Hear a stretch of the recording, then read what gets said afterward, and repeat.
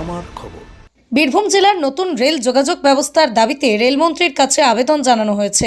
জামতারা থেকে রাজনগর হয়ে বক্রেশ্বর পর্যন্ত একটি নতুন রেলপথ নির্মাণের দাবি জানানো হয়েছে বলেই দাবি করেন রাজ্য বিজেপির সাধারণ সম্পাদক জগন্নাথ চট্টোপাধ্যায়। এই দাবির বাস্তবতা ও সম্ভাব্যতা খতিয়ে দেখতে রেল দপ্তর সমীক্ষা করবে এবং তার ভিত্তিতেই প্রয়োজনীয় পদক্ষেপ গ্রহণ করা হবে, এমন আশ্বাস রেলমন্ত্রীর কাছ থেকে পাওয়া গেছে বলেই জানান তিনি। একই সঙ্গে বামফ্রন্ট আমলে প্রস্তাবিত একাধিক রেল প্রকল্পের রূপায়ণের বিষয়েও বক্তব্য রাখেন জগন্নাথ চট্টোপাধ্যায়। তাঁর দাবি, সিউড়ি প্রান্তিক রেল প্রকল্প এখনও বাতিল হয়নি। নিয়মিত বাজেট বরাদ্দ থাকলেও জমি জটের কারণে কাজ আটকে রয়েছে। জমি সংক্রান্ত সমস্যা মিটলেই দ্রুত কাজ শুরু হবে বলেই রেলমন্ত্রী আশ্বাস দিয়েছেন। বীরভূম তথা সিউড়ি রেল পরিকাঠামো উন্নয়ন নিয়ে আরও একাধিক পরিকল্পনার কথাও উঠে আসে। সিউড়ি বক্রেশ্বর নলা জামতারা রুটে নতুন রেল লাইন এবং সিউড়ি থেকে রাজনগর হয়ে ঝাড়খণ্ড পর্যন্ত রেল লাইন যোগাযোগ স্থাপনের সম্ভাবনার কথাও জানানো হয়েছে। জগন্নাথ চট্টোপাধ্যায় ছাড়াও উপস্থিত ছিলেন বীরভূম জেলা বিজেপির সাংগঠনিক সভাপতি ধ্রুব সাহা এবং জেলা বিজেপির সহ সভাপতি দীপক দাস। বীরভূম তথা সিউড়ির জন্য কিছু বিশেষ ঘোষণা করার জন্য আজকে আমার এই সাংবাদিক সম্মেলন করা। আপনারা জানেন যে গত সপ্তাহে আমি স্থানীয় কিছু রেল পরিষেবার বিষয় নিয়ে মাননীয় রেল মন্ত্রী শ্রী অশ্বিনী বৈষ্ণবজি এবং রেল প্রতিমন্ত্রী শ্রী রবনীত সিং বিট্টুজির সঙ্গে দেখা করি এবং তার পরিপ্রেক্ষিতে খুব সামান্য কিছু প্রজেক্ট প্রপোজাল আমাদের ছিল, যে প্রত্যেকটি রেল মন্ত্রী ডাইরেকশন দিয়ে দিয়েছেন যে সেগুলো করার জন্য। এক হচ্ছে যে মেমু এক্সপ্রেস, যে শিয়ালদা সিউড়ি মেমু এক্সপ্রেসের চিনপায়ের স্টপেজ, দ্রুত সেই চিনপায়ের স্টপেজ শুরু হবে। দ্বিতীয় 63406 63405 যে সাহেবগঞ্জ রামপুরহাট মেমু ট্রেনটি আছে, যেটা কার্যত রাত্রি 9টার সময় রামপুরহাটে পৌঁছায়, তারপর সারা রাত রামপুরহাটে থেকে আবার পরের দিন ভোরবেলা সাহেবগঞ্জ ফেরত যায়। ওই ট্রেনটি সার্ভিস এক্সটেনশন করা হবে রামপুরহাট থেকে সিউড়ি পর্যন্ত, অর্থাৎ সাহেবগঞ্জ থেকে রামপুরহাট। রাত্রিবেলাতে অনেক প্যাসেঞ্জার আমাকে রিকোয়েস্ট করেছিলেন, আমাদেরকে ভারতীয় জনতা পার্টি জেলা সভাপতির কাছে রিকোয়েস্ট করেছিলেন যে রাত্রিবেলায় রামপুরহাট থেকে আসার কোনো ব্যবস্থা আর নেই, দেরি হয়ে গেছে, বাস বন্ধ হয়ে গেছে, তিনপাড়া ব্যারেজের এই অবস্থা। ওই ট্রেনটি হলে যারা বাস টাস ইত্যাদি গাড়ি না পাবে তারা ট্রেনের মাধ্যমে রাত্রিবেলায় সিউড়ি অব্দি চলে আসতে পারবে। পরের দিন সকালবেলায় আমাদের যেমন শিয়ালদা সিউড়ি মেমু এক্সপ্রেস ভোরবেলায় আমাদের কলকাতায় নিয়ে যাচ্ছে, ঠিক তেমনি সাহেবগঞ্জ মেমু যখন ভোরবেলা সিউড়ি থেকে সাহেবগঞ্জ যাবে, এখান থেকে গিয়ে রামপুরহাট স্টেশন থেকে বা সাহেবগঞ্জ গিয়ে উত্তরবঙ্গের কানেক্টিভিটি তৈরি হয়ে যাবে। এইটারও অ্যাপ্রুভাল হয়েছে। দ্বিতীয়ত বন্দে ভারত এক্সপ্রেস, যেটা এনজেপি হাওড়া বন্দে ভারত এক্সপ্রেস, এই এনজেপি হাওড়া বন্দে ভারত এক্সপ্রেসের রামপুরহাটের স্টপেজ ছিল না। জামালপুর বন্দে ভারত এক্সপ্রেসের রামপুরহাট স্টপেজ আছে, কিন্তু এই স্টপেজটিও রেলমন্ত্রী রামপুরহাটে স্টপেজ দেওয়ার জন্য সিদ্ধান্ত নিয়েছেন। এই তিনটি বিষয় ছিল এবং তার সঙ্গে হাটজেন বাজার আরবি, সেই আরবির উদ্বোধন খুব শীঘ্রই হবে। এই আরবির ফাইনাল কাজ কমপ্লিশন হয়ে যাওয়ার পর, কাজ শেষ হয়ে যাওয়ার পর তার চূড়ান্ত ইন্সপেকশন যে রেলের তরফ থেকে হয়, সেই রেল তরফ থেকে হওয়ার পর যে কার্যত হ্যাঁ ঠিক আছে, সুরক্ষার দৃষ্টিতে এই যে লোড ক্যারি করার কথা ইত্যাদি যা দেখে রেল যে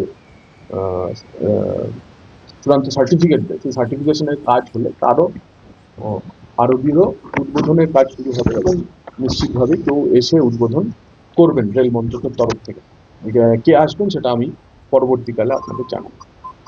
আজকে আপনাদের যে কারণে আপনাদেরকে ডাকা, সেদিনই রেলমন্ত্রীর সঙ্গে আরো দুটি বড় প্রকল্প নিয়ে আমাদের কথা হয়েছে এবং সেই প্রকল্প দুটি বিস্তারিত আপনাদের জানাচ্ছি এবং তার জন্য একটি সুখবর তো থাকবে।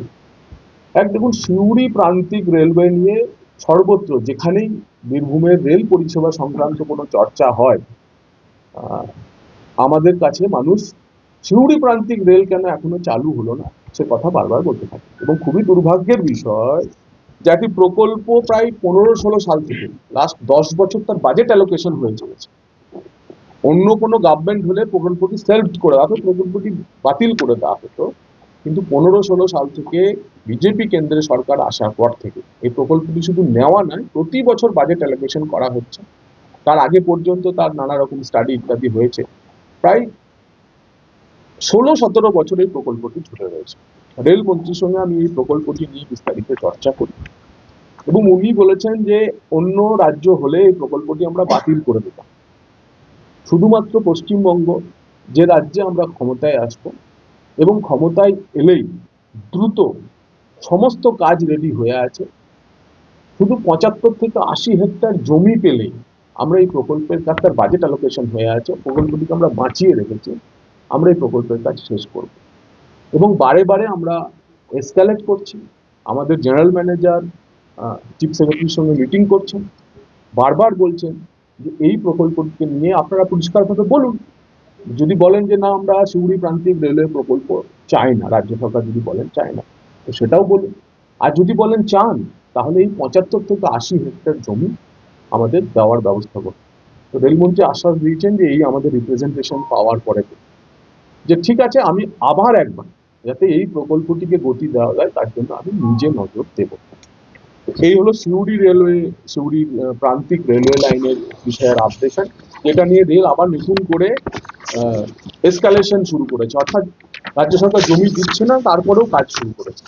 কিন্তু যে বিষয়টিকে জানানোর জন্য আজকে আপনাদেরকে ডাকা, তা হচ্ছে যে কিছু বিষয় আমার সঙ্গে বিভিন্ন মানুষ চর্চা করে গেছিলেন, বিভিন্ন রিপ্রেজেন্টেশন এসেছিল, এবং তার পরিপ্রেক্ষিতে সিউড়ি, বক্রেশ্বর ধাম, রাজনগর, নলা, জামতারা এই সেকশনে নতুন রেল লাইন স্থাপনের জন্য সেদিন আমার সঙ্গে রেলমন্ত্রীর চর্চা হয়।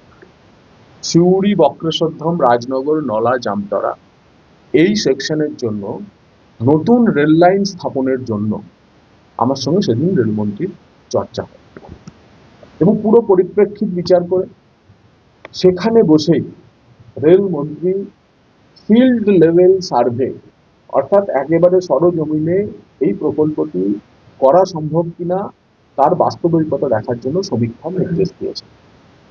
আমরা কৃতজ্ঞ চিত্তে কেন্দ্রীয় রেলমন্ত্রী অশ্বিনী বৈষ্ণবজিকে ভারতীয় জনতা পার্টি বীরভূম জেলার পক্ষ থেকে ধন্যবাদ জানাচ্ছি, যে একটি নতুন রেল লাইনের জন্য ফিল্ড লেভেল সমীক্ষার কাজ একজন সাধারণ কার্যকর্তা বিষয়টি তার সামনে আনার সঙ্গে সঙ্গে তিনি রেলের শীর্ষ কর্তাদের ডেকে তার সমীক্ষার কাজের নির্দেশ দিচ্ছেন। আপনারা জানেন যে একটা রেল প্রকল্প, এটা প্রায় 40-42 কিলোমিটারের নতুন রেল প্রকল্প, সহজে একদিনে তো হয় না, তো হাতের মোয়া না।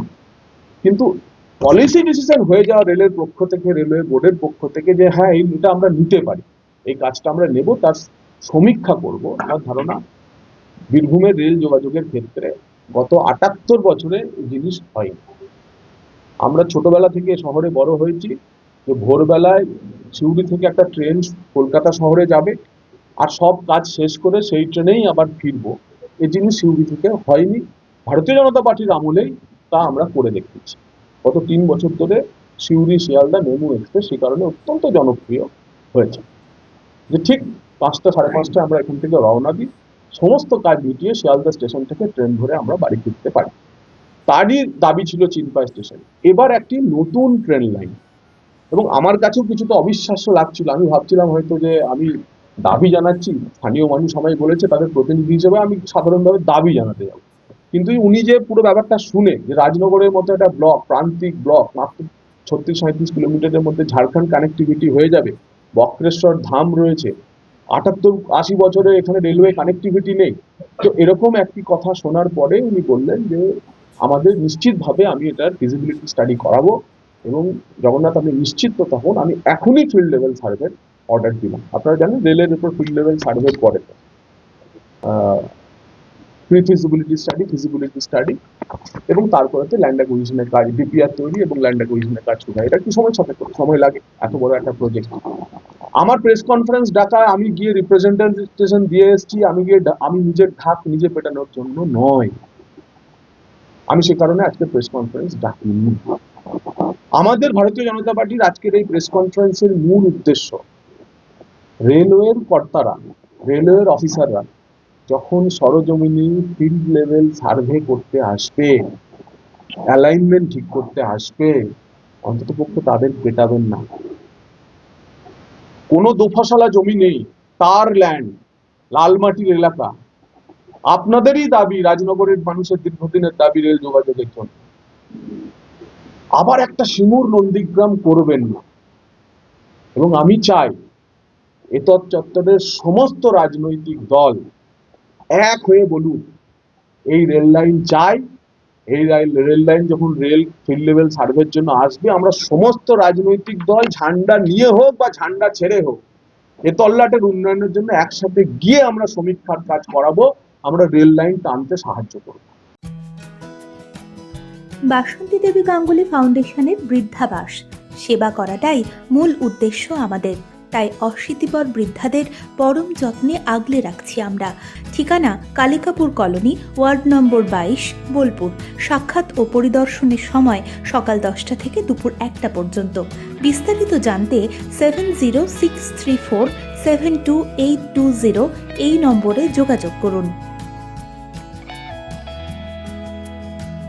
দেখতে চোখ রাখুন আমাদের ফেসবুক ও ইউটিউব চ্যানেলে।